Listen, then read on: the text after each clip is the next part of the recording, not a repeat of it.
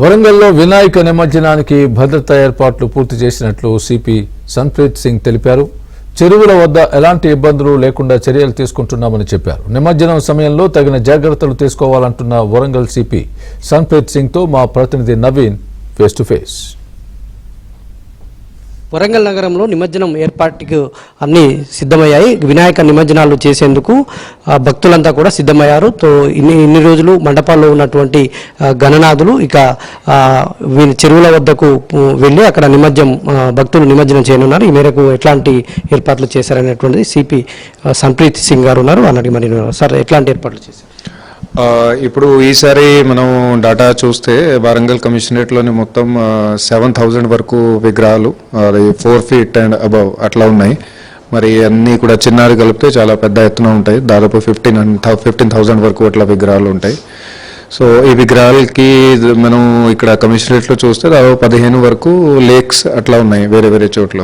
దానిలో మేజర్గా ఇక్కడ మన దగ్గర ఇంతజార్గంజ్ ఏరియా లిమిట్స్లోని చిన్న వడ్డేపల్లి అని ఉంది. సో మేజర్గా అక్కడ జరుగుతాయి. ఇవి కాకుండా మిగతా అన్ని ప్లేసెస్లోనే జరుగుతాయి.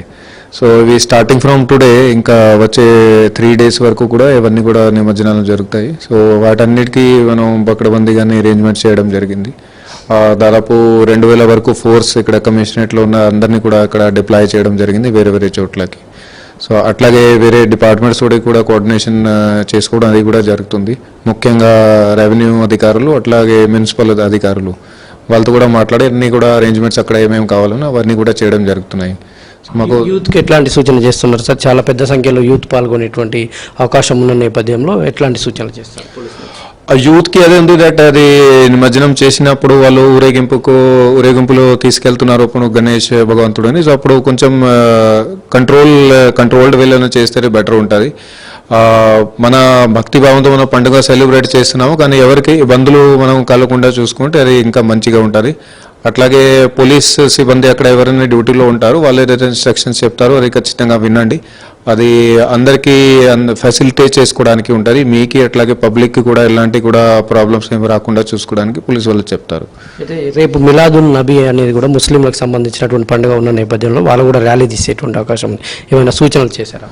రేపు ఏం తీస్తలేరు. సో అదే డిస్కషన్స్ నడుస్తున్నాయి అవి. సో రేపు ఏం లేవు. ఇక ఇది నిమజ్జనాలు అయిపోయిన తర్వాతనే ర్యాలీ తీస్తారు వాళ్ళు. Thank you sir.